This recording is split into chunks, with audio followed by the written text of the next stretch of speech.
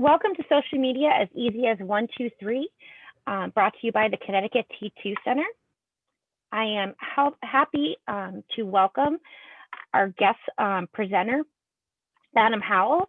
Adam is the Communications and Public Relations Manager to the Cornell Local Roads Program, CLRP, and he oversees all digital and social media platforms for CLRP and is responsible for executing the program's marketing and communication strategies. He also writes, designs, procedures, and produces numerous published works on behalf of CLRP and for a variety of state partners. Adam currently serves as the Communications Work Group Chair for the National Local Technical Assistance Program Association and ALTAPA. Adam has been with the Cornell Local Roads Program for nearly 4 years. Prior to joining CLRP, Adam spent nearly a decade working in public affairs for the Illinois Department of Revenue and the Illinois Department of Transportation. Adam's public sector experience involves years of work performing outreach and communications to hundreds of elected officials in their constituencies at the state and local level. So welcome everybody and welcome Adam. All right, let me go ahead and share my screen here, get things going. Let's see, Regina, does that look good?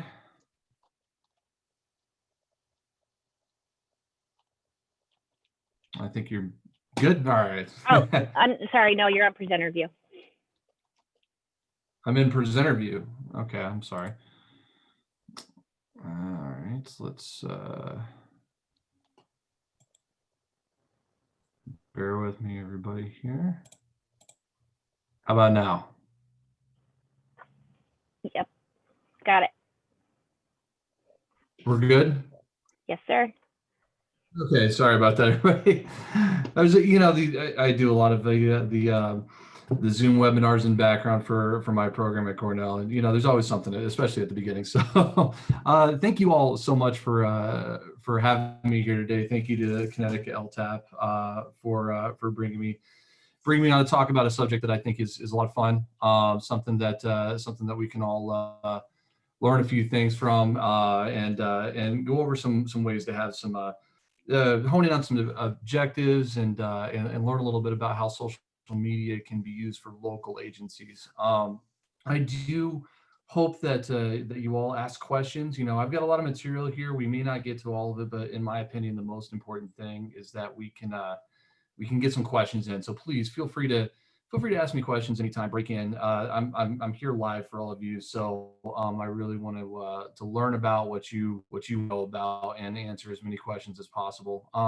There is a resource guide that I put together that will accompany this presentation. So anything that I don't get to today in the slides, you can find all of my references, all of my research, all of the resources, some Connecticut specific things. It's all in that resource guide. So please feel free to look through that, and hopefully you'll find some good stuff. And the other thing I want to mention real quick today is that this is definitely not a presentation that's going to talk about the specifics of how to start a Facebook profile or how to use the features. In my opinion, there's a lot of information already out there on the internet with regards to how to use specific features of social media. It would not be a good service to all of you if we talked about each one of those things individually. What we're going to hone in on is best practices specific for local agencies and how these platforms can be successful for all of you. So moving forward, let's start off with some poll questions just to set a little baseline here of knowledge. So on a scale of Kardashian to you just turned on the internet for the first time today, where do you all fall with regards to your level of comfort and experience with social media? And some of you may be very experienced with it, and some of you may not have much. But whatever the case is, I think we've got something that we can talk about for everybody. So, okay, yeah, seems about right. It's like most people are okay with it. I'm one of those, by the way. I don't consider myself an expert with regards to social media in any way, shape, or form. I think that it's a tool to be used, but there's so much out there that it's really hard to be an expert in totality with regards to social media. So what are the platforms that you are most experienced using, or you're most comfortable using? And again, there's about 1 million of them. There's probably going to be a new social media network invented when we're talking today. So there's not really a possible way to go over every single one of them, but I put the big one on there. And again, it looks like for the most part, most of you are very experienced with Facebook, YouTube being the next most popular one, which makes sense. Then Instagram and Twitter and LinkedIn. So you've got a lot of experience with those. So that makes sense. As we'll talk about today, when it comes to what public agencies are using, that falls in line with expectations. So let's move on. Okay. Before we get into the 1, 2, 3, as we talked about at the beginning, let's look at why social media is important, why it's highly utilized. As you can see, there are 223 million users across the United States. That's huge. And to me, what's even more huge is the fact that as of 2019, people were spending an average of 2 hours a day on social media. Just a massive amount of time when you extrapolate it out to the number of users. In terms of behavior of people spending on social media. We know that number has gone up since the pandemic, as we'll see in a little bit. But for right now, another important statistic that I really want to focus on, and we'll also talk about this a little bit more, is the fact that 48% of adults actually use social media as a source of news. That's an incredible statistic when you consider the fact that people are expanding and have expanded their behavior on social media in terms of how they're using it beyond just entertainment, beyond just something that is a place to connect with other people. They're using it in their everyday lives. Now, if you look at this is the monetary reason why people should give a lot of importance to social media, because our friends in big business, Fortune 500 companies, major corporations, they're spending massive amounts of money on social media advertising. This number, 89 billion, it's projected to go up to 135 billion by 2025. It's projected to have an annual growth rate of 8.5%. That number with regards to the salaries of social media managers, that's an average. Social media or new media executives, they can easily make 6 figures in major marketing and advertising companies, in major Fortune 500 companies. It's a job where their only goal is to produce content and analyze that content and advertise and get results through social media. Again, these numbers really give us a sense of the level of value that is placed on social media by business, by academia, by major government organizations, the federal government, major nonprofits. They're all spending a ton of money on social media. And the other reason why I want to highlight these statistics and numbers is very simple. Most of us are introduced to social media informally, okay? Most of us got on it because we had friends on it, because it had features and entertainment value in our lives. And we built a habit that basically places social media in a mental bucket where it is intuitive. It is not to be taken very seriously. It is something that we can easily do and we shouldn't pay too much attention to. As local public agencies, I think it is incredibly important for you to break out of that mindset and start thinking of social media as something that is a professional communications tool that is every bit as serious and every bit as important as though you were putting out an RFP or a contract for hiring a marketing firm or a communications firm. You would insist on metrics and deliverables, and you would want to look at how your money is being spent. And even though these services are free, your money is being spent in terms of time. And the value can be great for your organizations, or if they're not taken seriously, if social media is not taken seriously when you're using it, it can actually even have detrimental effects for your communications. So try to break out of that mindset of treating social media informally. Okay. So real quick, again, we're going to look at a few more things before we get into the sort of 1, 2, 3 that we talked about. Let's look at some characteristics of social media. Number one, it's optimized for mobile devices. All right, we all sort of intuitively know this these days. Mobile devices, tablets, these things that are meant on the go, they're increasing in popularity, and anywhere from 67 to 98%. I've seen multiple statistics, but most people are accessing social media using mobile devices. Okay, it's meant to be on the go. It's meant to be accessible mobilely. That's something you should know with regards to how you can use it certain ways, like out in the field. It's visual. All right. About 3.5 billion people use smartphones worldwide. Smartphones today have exceptional camera quality. You don't need training or education on how to take good or at least decent photography using smartphones. And all of these platforms are optimized to be able to take photos, to take video, and just quickly dump it onto the social media platforms of your choice. These platforms like Facebook, Twitter, YouTube, they even have built-in editing tools to make quick editing of the things that you put out there easy to do when you're on the go. One other thing that we've all read about, that we've all heard about in the media and everywhere else, is algorithms.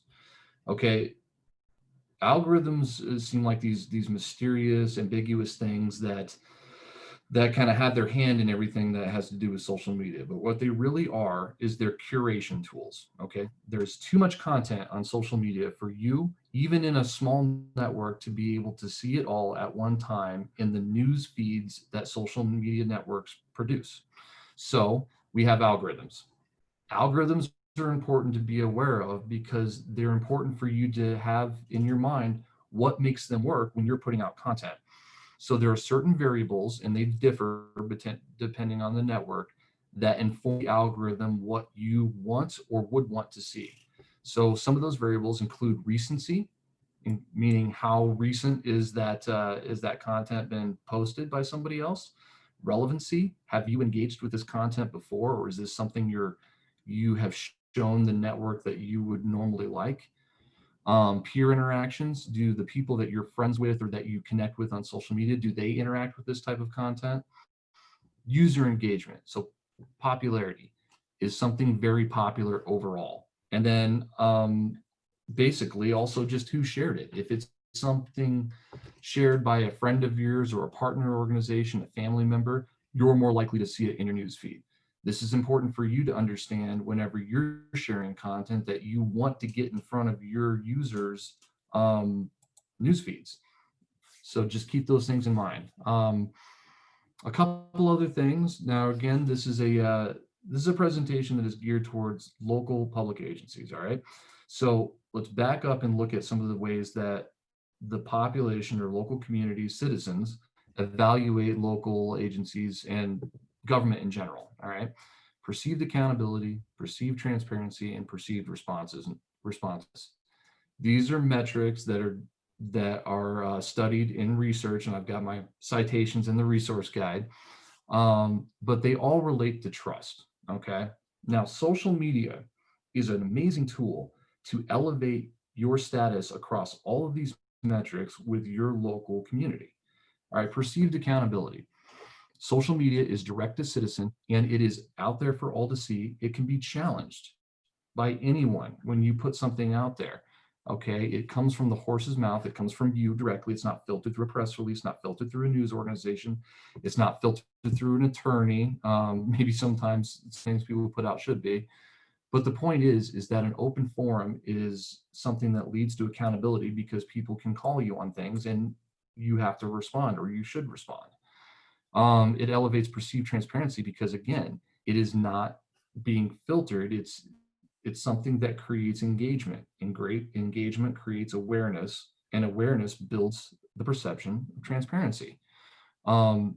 Social media is one of the best ways a local agency or official can build trust through transparency because it's all out there for everybody to see.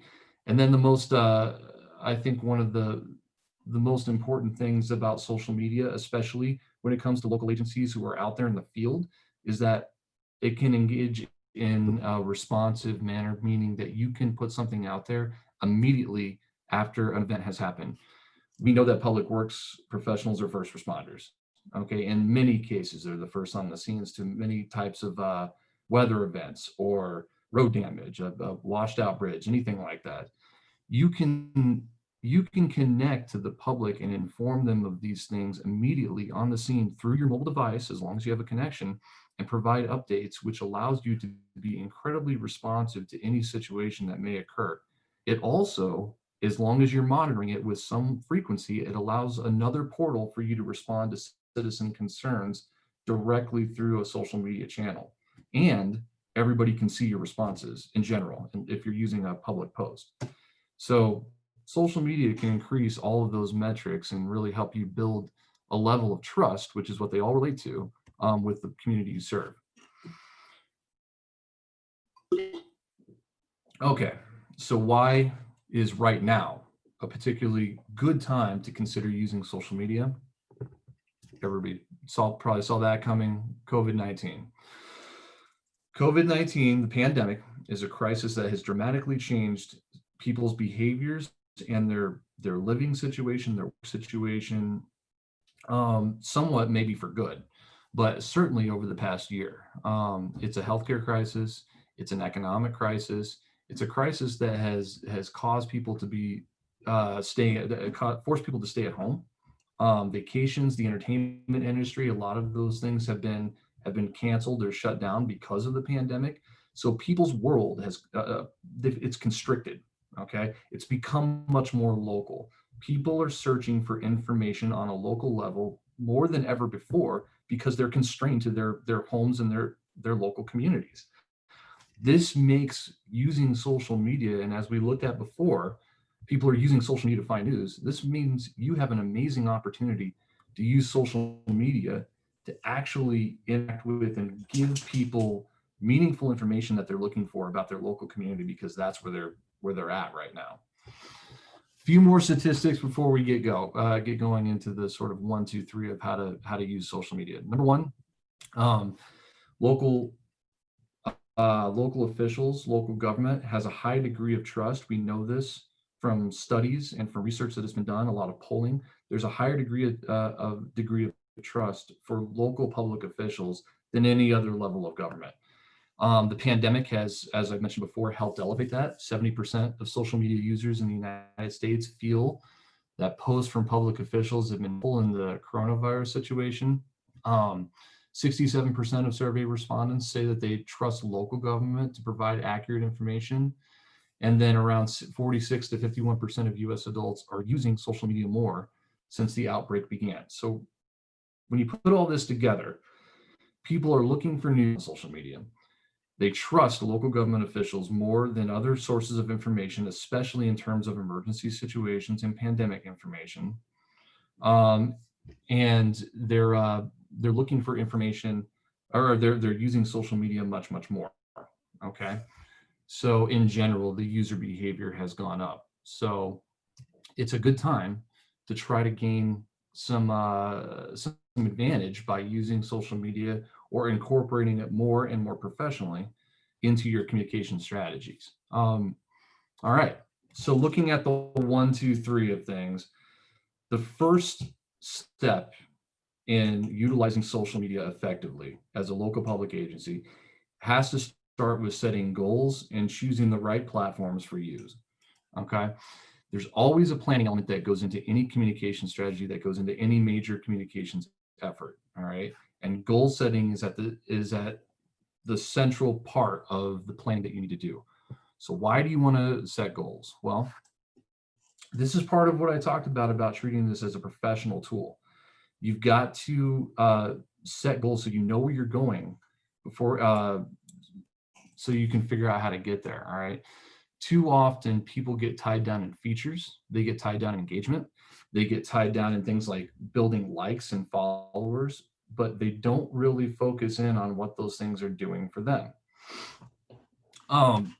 It doesn't mean that because you've got 1,000 likes that people are going to necessarily get much out of what you're putting out there. It doesn't mean that they're going to drive slower in a work zone. It doesn't mean that they're going to care about your budgetary situation. It doesn't mean that you're going to get fewer complaints. You have to set some real goals to be able to have a measurement by which you benchmark your content that you're putting out. So what are some examples of goals? Well, you can build awareness and support. That's one of my favorite ways of seeing how local agencies, especially highway and public works professionals, use social media to put out content. Because, excuse me, sorry, my mouth's dry. Because a lot of times the public doesn't know what you do. Okay, the public doesn't know how your operations go. That people don't know how winter maintenance schedules work. People don't know how work zones are set up or why they're set up in a certain way. The dangers, the difficulties of the job.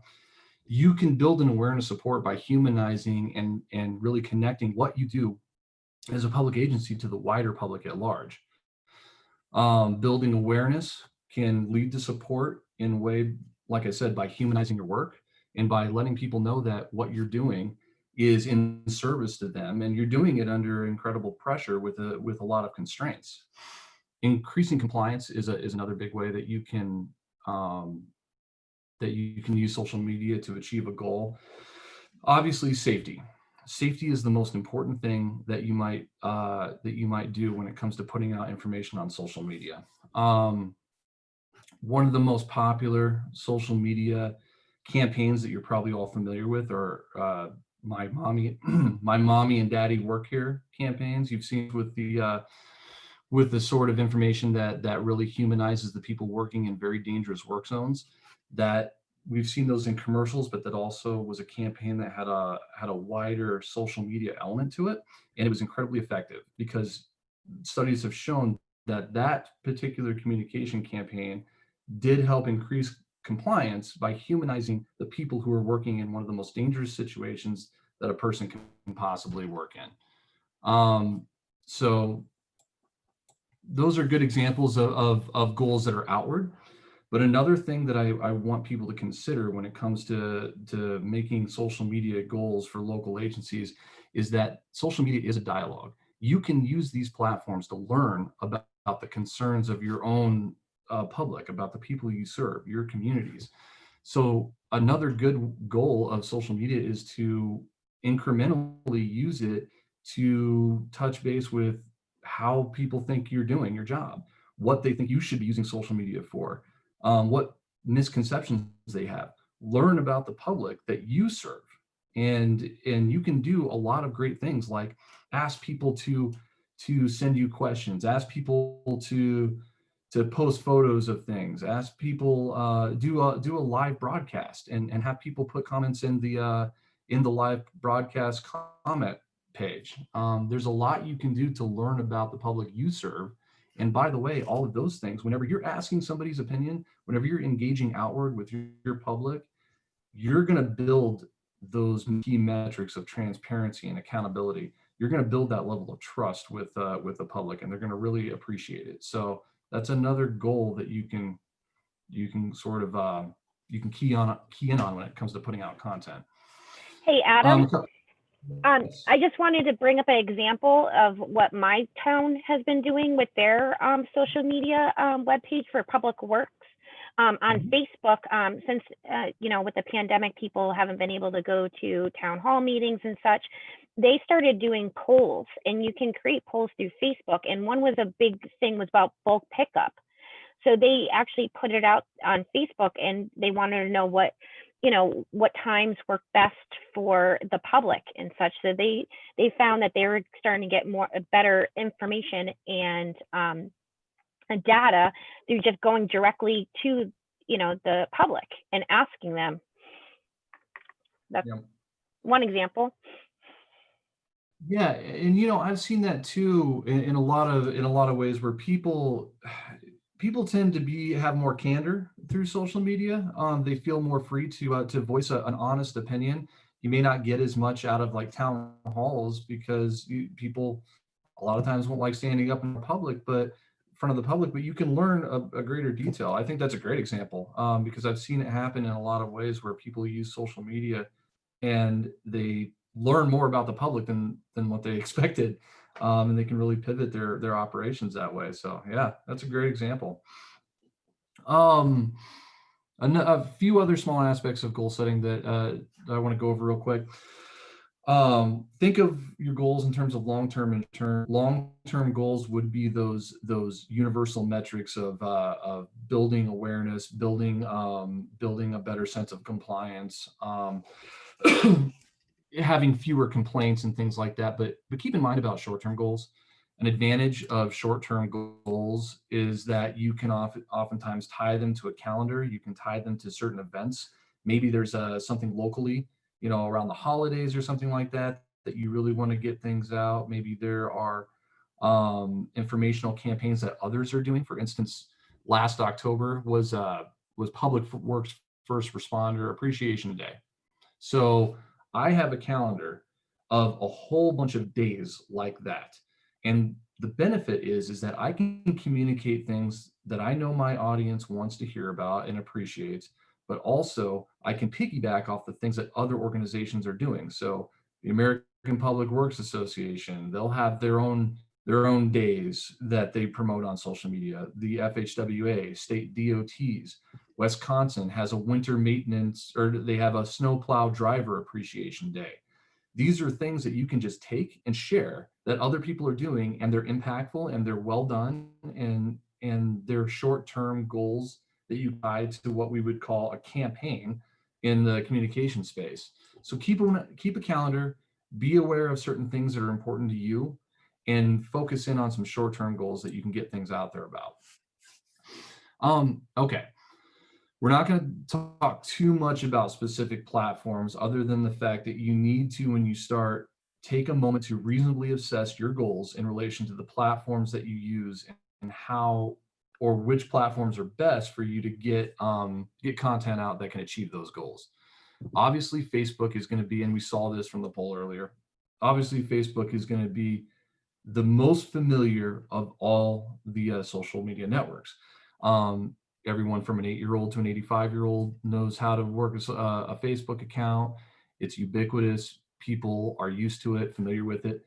There's a little bit of information that younger generational folks are not as engaged with it as they were 10 years ago or so, but they're not leaving it. So it does have a broad appeal to a large cross section, which makes it very useful for local public agencies.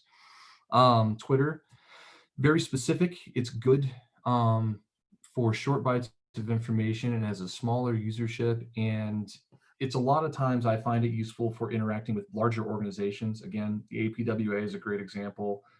FHWA, state DOTs. You can retweet little bits of information about things like work they're doing or things that are going on in real time and get it out there quickly. The only thing about Twitter is recency, or how quickly or how recently a post was put out. That's very high up on their algorithm. So you have a very short amount of time to make an impact with a tweet as opposed to a Facebook post. Just something to keep in mind if you do investigate Twitter.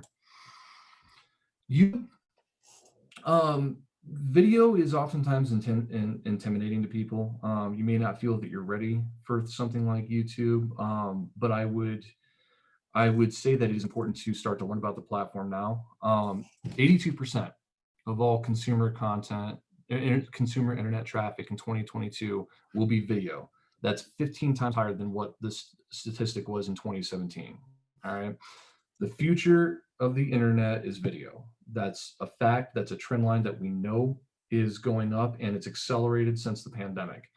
There are a lot of amazing tools, including those on YouTube, for putting out video content. That's easy to do. You can do it from your smartphone. You can show dynamic things that are of key interest to the public works sector or unique to your jobs that really lend themselves well to YouTube. And there are other third-party software services that are free that help put out content on YouTube. Canva is one that's really popular. You can easily drag and drop video clips and put out really good video content via YouTube using Canva as a platform. So just looking at where the internet's going, I would recommend that everybody at least do some research about YouTube. And then there's Instagram, a very visual social media platform, 1.8 billion, 0.08 billion users. It's a fast growing social media network, and it's very in tune with a younger generation. But again, it's highly oriented towards visual content. So you've got to be familiar with and comfortable with putting out a lot of pictures and content in that area. And again, it's one of those things you'd have to decide whether it's worth your time, but it is something to be aware of in terms of the fact that it's growing quite rapidly, actually. Okay. Best practices for putting out content. That's the number 2. One of the most important things, and I have no idea who Amy Jo Johnson or Amy Jo Martin is, but this person is very correct about the fact that dialogue is the key thing to think about when you're putting out social media content. This is not something that is necessarily set it and forget it. All right. Putting out content on social media is a two-way street. It's not an advertisement. It's not a public notice. It is meant to be interactive. That is the social aspect of social media. All right. So those interactions are meant to build a relationship with your audience. And this is a very good thing because those interactions and that relationship building will enhance all your communications goals. The thing is, you have to be prepared for it. You have to have an idea about how you respond. And we'll talk about this, about how you respond to argumentative folks. You have to be prepared to engage through using the interaction features of things like Facebook. You have to be prepared to cultivate these habits of interacting with the public that you put out content on social media for, because that's how you build a following. And that's how you get people to want to come back, is because they know that you're actually paying attention. You're not just putting something out, leaving it and going away. So keep in mind that social media is a dialogue, it's a relationship, it's meant to build on itself and be social. When looking at the road to putting out good content, I've kind of put 5 key points that everybody should sort of keep an eye on when it comes to putting out content. Keep it consistent, keep it simple, visual, accurate, and make sure it has value.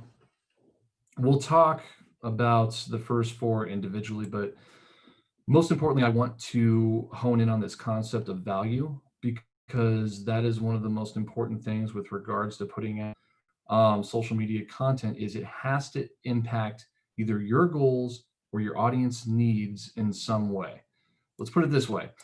You can consistently, simply, and accurately and visually put out wonderful cat videos. All right. And a lot of people do. They can be the best cat videos in the world. Everybody loves them. They're very, very popular cat videos. But what does that have to do with anything with regards to your goals or your community's needs? And there's a lot of people out there, even in the public sector, who will put out content that doesn't really necessarily tie to anything. The only thing they're trying to do necessarily is get attention. So when you go online and you look at what's out there, always think in terms of what you're going to put out. How does this have value for either my organization or the people I serve? And that's why I focus more in on these points than the bells and whistles of social media, because there's a lot of information out there about how to make a colorful animated post or GIFs or all these little aspects of putting out content. But I think that the most important thing is to make sure that it actually has some sort of value. Consistency. Okay. Remember that consistency is important because social media is an investment. Building a following is all about building habits. So you want to look at being consistent across 2 points. Number 1, consistent over time. For instance, people can't build a habit of checking your page if you post something on social media 15 times on Monday and then you don't post anything for 3 months. You have to somewhat be consistent in terms of the frequency and the consistency of which you're putting out content over time. The other thing that's very important to keep in mind is you want to be consistent in terms of the type or tone of the content. For instance, if you've decided that your goals are met by putting out content that is purely informational, so you're a local roads news service. You're putting out information about road closures, about work zones. You're putting out information about winter maintenance and weather updates. Don't all of a sudden start putting out content about, just pictures of your crew or sort of human interest things. Hey, we just got a new highway barn, all this stuff. You can do that, but fold it in over time. Don't jar your audience with that's expected to get news updates or informational material with all of a sudden a whole different type of content that they weren't expecting. If they don't build habits, they won't return. So that's an important thing to think about in terms of consistency. One other thing I want to mention is that you can schedule these things ahead of time. The most important thing about that, though, each platform has its own tools to schedule posts over a span of time. So if you're going on vacation or you're going to be busy, you can schedule your own posts. The point about that is, though, please keep an eye on what you schedule. There's an example, and again, this isn't meant to be political or anything like that. It's just the example that was most relevant to this point that I found. The NRA put out a tweet. This was several years ago, and it was benign, something along the lines of, "Hey shooters, what are you doing this weekend?" or something along those lines. They're a gun or firearms advocacy organization. Nothing wrong with that. The problem is that the same day that they put out that tweet, there was a school shooting. Now, what had happened is that they had scheduled a tweet that, under the context of a major national mass casualty event, made them look very bad. It made them look in poor taste. And the only reason why that happened is because they didn't keep an eye on the things that they had scheduled with regards to the advanced posting features of Twitter. So please keep an eye on what you have scheduled if you do use that feature, or otherwise the situation can actually turn around and make you look bad very easily. Simplicity. This is a very simple point. Social media content is not meant to be a thesis. It's not meant to put out an entire section of town law or your department's policies. If you want to guide people towards information like that, this is where you find more information available at, and then drive people to a website. Use social media to drive people to the longer form content, because they don't read. They're not going to read paragraph after paragraph after paragraph of long form content on any platform, especially when it's meant to be visual and capturing a short bite of information. There are some exceptions, and that pretty much revolves around video production. If you're putting out things that are educational, instructional, you can't really condense things. You shouldn't condense a classroom that's meant to be, or a class that's meant to be 2 hours into one. You can't gloss over things that are meant to teach people things. So YouTube or video production is a potential exception to that rule. But for the most part, keep things simple. Go after the who, what, when, where, and why, and then move on. So keeping things visual. Obviously, like we talked about before, the visual aspect of social media is very prominent. It's what it's designed for. An interesting statistic, when people hear information, they're likely only to remember 10% of it 3 days later. But if that information is paired with a high quality visual, either a video or a picture, 3 days later, they're 65% more likely to remember the information. Or I'm sorry, they're likely to remember up to 65% of the information 3 days later. And that's just some neuroscience statistics that I found. But it really drives home the point that you want to keep a deep well of visual accompaniment to go along with your posts. Now, the easiest way to do that is to keep your smartphone out and snap a few pictures whenever you're out and about doing your job. It shouldn't take over your life, but if you can build your own library of local pictures that are relative to your community relative to your audience, show the work that you're doing. You don't have to use them that day, but you can keep a nice library and put them out over time with your posts. That's the easiest way to have those things ready. Use those smartphones, show your crews doing work, show a winter weather scene on a well-known local road, whatever you're doing, just build that library up so that you can put those things out over time and always accompany your posts with some sort of a visual. Accuracy. This is one that is very important and is oftentimes a victim of speed, or a victim, accuracy can be the victim of people trying to be too clever, because they put out things that are confusing to people. But please make sure you have your facts straight. Make sure you use good grammar and punctuation. Things can be somewhat forgivable, but when people make mistakes, those are the times when the public doesn't forget, and they'll take a screen capture and use it against you. So the most important thing is have somebody have a second set of eyes on your content that you put out. Go back and look at it. You can delete things off of social media pages, but just be very careful about being accurate.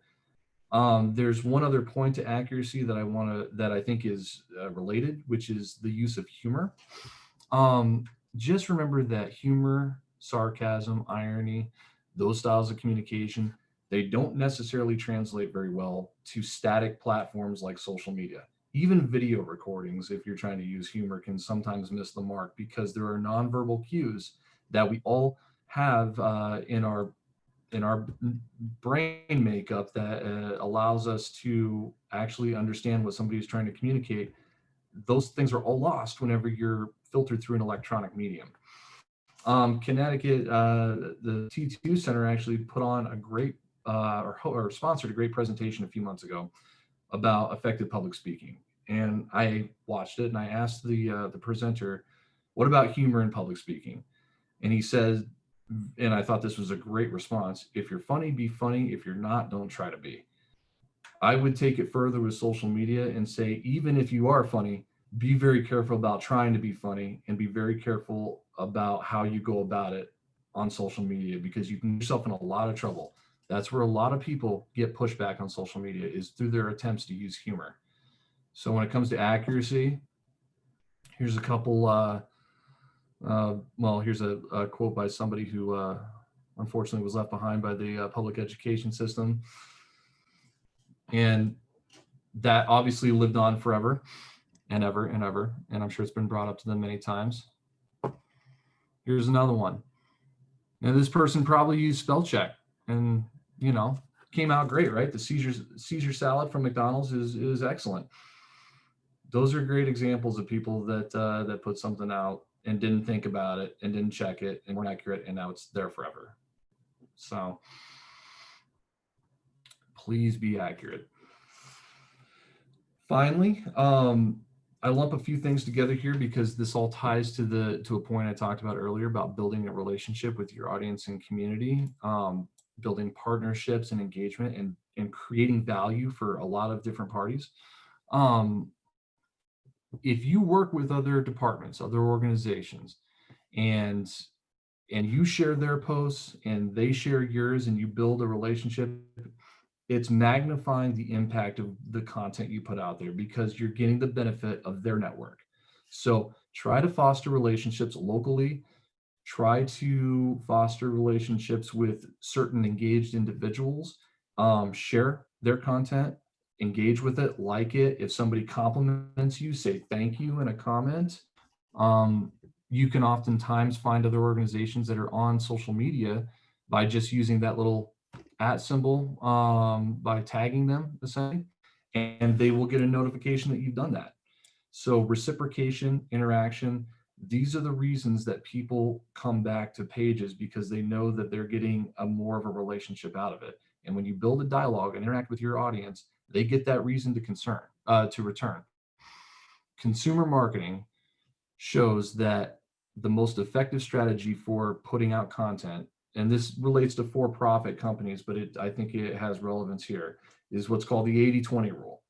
80% of what people put out should have a direct value or direct engagement with the audience. And then the other 20% should be the say, or in your case, maybe the ask. So don't just put out things about please abide by speed limits or work zones all the time. Do things that have a personal value to your audience 80% of the time, engage with them 80% of the time, and they'll return and give you a good feedback for that 20% of the time when you're asking for their help with something. Okay, let's look at some specific best practices for local agencies. Those things that we talked about earlier are kind of very general, but this is some information that as a public agency, as a local public agency, really ties into some specific needs that that you all need to take a look at. And the first thing that comes to mind is creating policies. All right.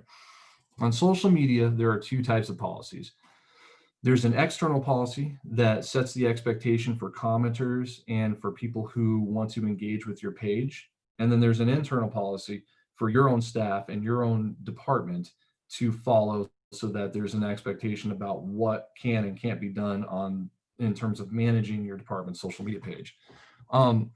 With regards to the external policies, it's always good to actually physically post them on the About section of your page. This is the Colorado Department of Transportation, and I put a link to it in the resource guide. They have a very good external comment policy. They put it on their Facebook page and they put it on their department website.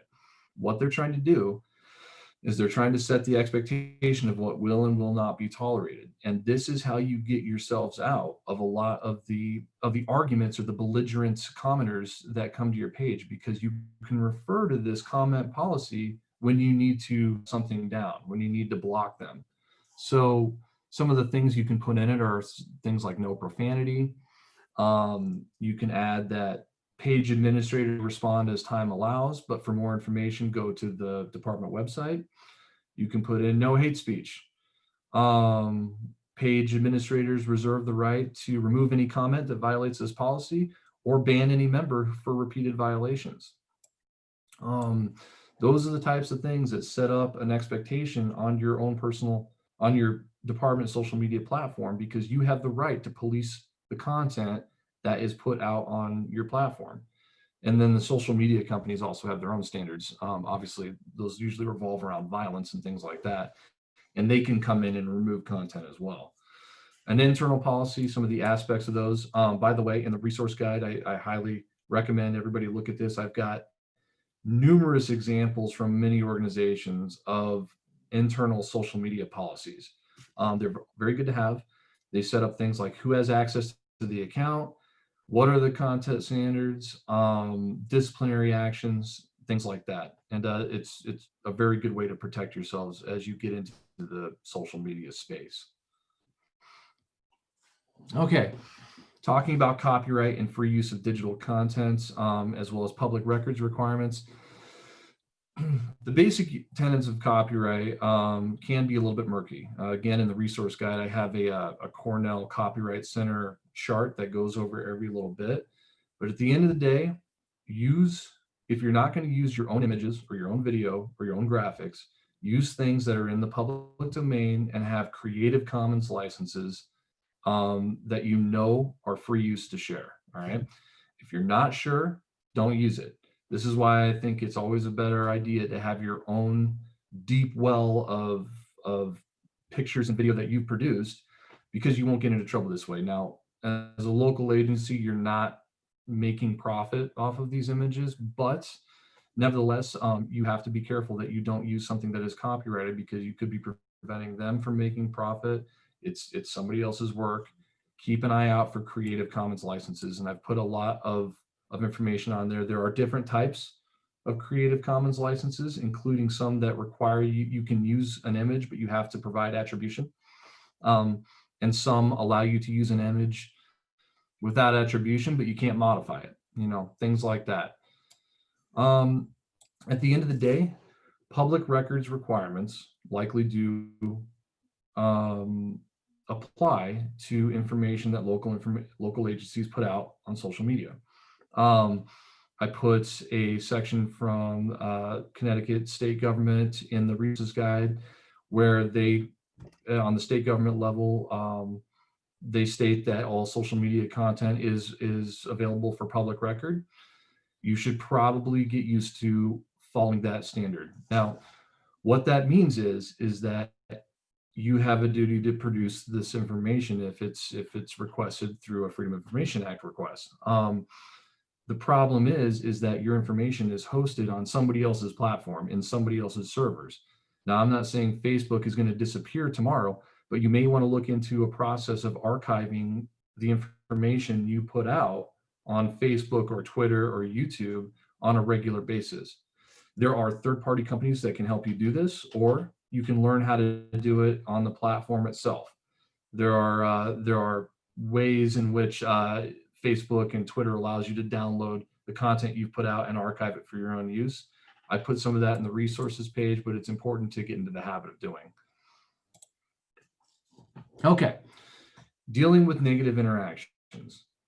It is important to respond. It's important to respond professionally as a public official to criticisms, to belligerents as best you can. Don't argue. Don't give too much attention to people that are attempting to create an argument that would expand on forever, but at least provide an initial professional response so it doesn't look like you're ignoring, or it doesn't look like you're hiding something, and it doesn't look like you're wrong. A vacuum will be filled with context, whether you're putting it out there or whether somebody else is, it'll still be filled. So it's best that you give an initial response, and you can always drive argumentative people to town policies or other types of information, but you should at least provide an initial response. You know, as a public official or a public agency, you're held to a higher standard, so it's never good to argue. And if you need to, you can refer back to those policies that you put out there earlier as a means of getting yourself out by saying you're going to shut down the comment thread, you're going to block somebody, whatever you have to do.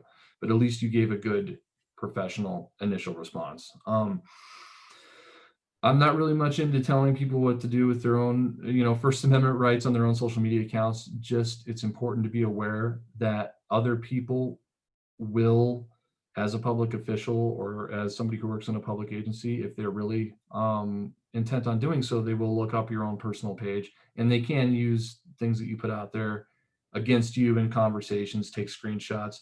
I personally think it's a best practice to have a high privacy setting so that random third-party people can't do that.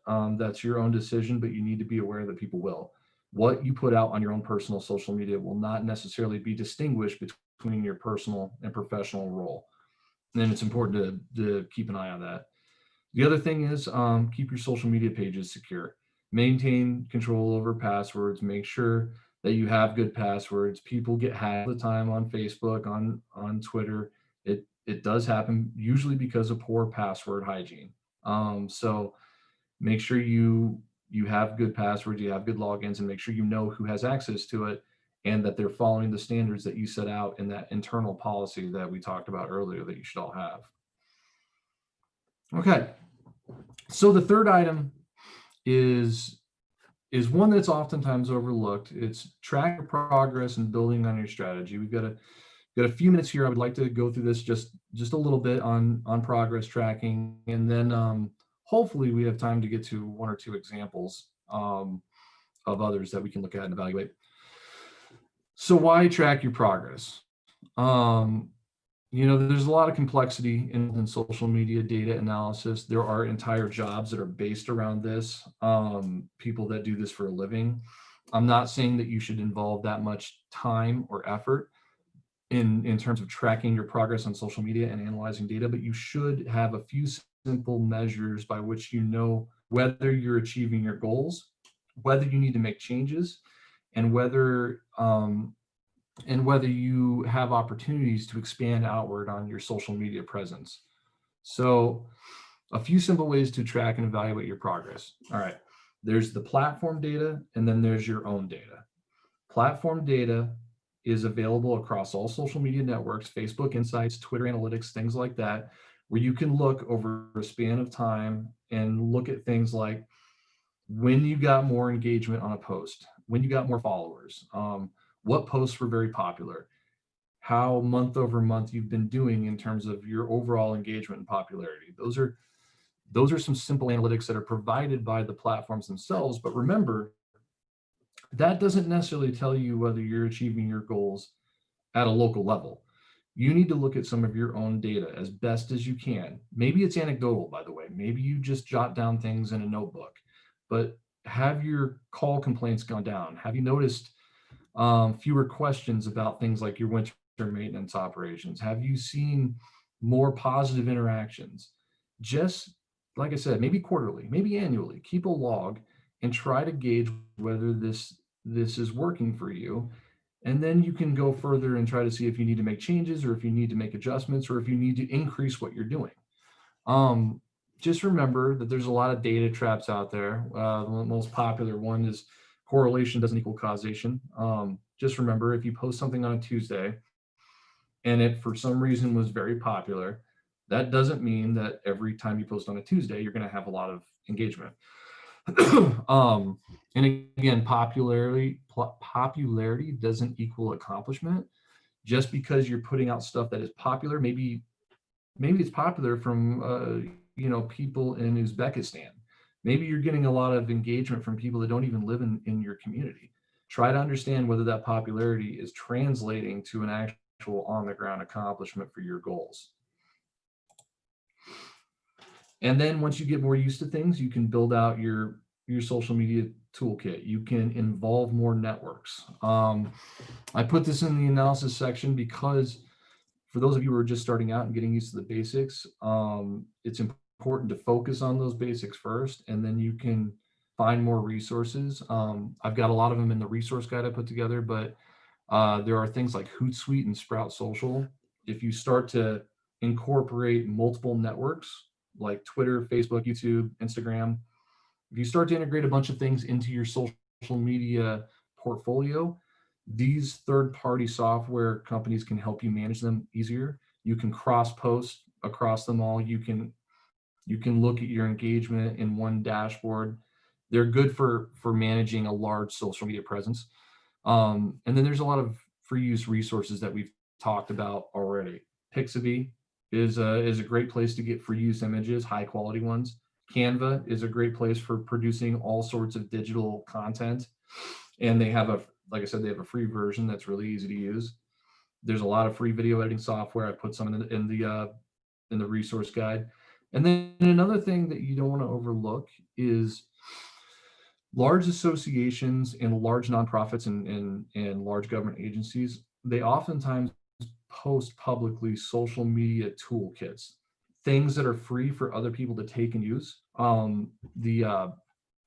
The Work Zone Safety Clearinghouse is a good one. They have a lot of free stuff that you can use. LTAP centers, for instance, in Connecticut, New York, anywhere, we all have a lot of things. They have a lot of communications things that you can just take and put out there. So make a good list of free sources of information that you can take and utilize, and it'll make your life a lot easier. So with 3 minutes left, I wanted to go over a few examples of some specific social media operations, so to speak, at the local level. So real quick, I want to talk about Bangor, Maine. All right. For those of you who aren't familiar, the Bangor, Maine Police Department is one of the single most popular and successful social media pages in the world for a local government agency. They have 323,000 people that follow them. That is double the population of the entire metro area. It is much bigger than the social media pages of like the official one, national social media page of France. They are better than a lot of Fortune 500 companies. And the reason for that is they're hilarious. There are a couple of lieutenants on the Bangor, Maine Police Department who are really, really good at putting out humorous content, okay? And they get thousands of notifications, thousands of shares, thousands of interactions every time they put something out. On the left, I put out a post that they did in July of this past year that was incredibly popular and got a lot of interaction and shares from thousands of people all over the world, literally. But, and again, popularity has its merits. Their reputation in their community is almost certainly very high. I would argue that they probably have a little bit easier time around budget time because they're bringing in a lot of positive attention for their town. But let's look at some real metrics here. All right, that fireworks social media post that I showed you just a little bit ago. In 2019, they put out something about the 4th of July that had nothing to do with compliance. It was, just a happy 4th of July message, had below average interaction, not too big of a deal. Okay, in 2019, according to their own data, they had 33 fireworks incidences and citations. In 2020, they had a viral post. It went global because it was hilarious. It was all about compliance, about adhering to regulations, making sure not to fire off fireworks after ordinances or late at night, don't disturb your neighbors. And if you look at their own statistics, they actually had double the number of incidences. Now, we can do anything with statistics, but I just wanted to point out that popularity, and this is a great example, and viral posts, humor, it doesn't necessarily translate into goal accomplishment. So they're very, very popular, but humor has become somewhat of the end goal for them instead of it being a vector for accomplishing something else. I'm going to skip that. Okay, and this is a great example of a social media post that was a hit, an amazing social media post by the South Windsor Department of Public Works. Many of you are probably familiar with it, but it hits all of the marks and all of the elements of what local agencies should be doing. No wipes in the pipes. During the height of the pandemic, people were flushing not disposable sanitary wipes, and they were getting logged in the infrastructure. This post was very simple, easy to understand, and it conveyed information. A lot of people didn't know that those things don't break down. A lot of people didn't know that people were flushing them. It's topical and timely because of the pandemic. Visual. There's a great photo that took them 2 seconds to take of what is the result of flushing these wipes. It included a call to action. They specifically say this is a bad idea, don't do it. And the most important thing of this post, in my opinion, it includes a request to reshare. And if you look, they got 58,000 people resharing this post. And they probably, there's no way to track this, but they probably saved millions of dollars across the country of public infrastructure because people saw this and it went viral in a good way. It was featured on local news. I believe it was featured on some regional news as well, national news.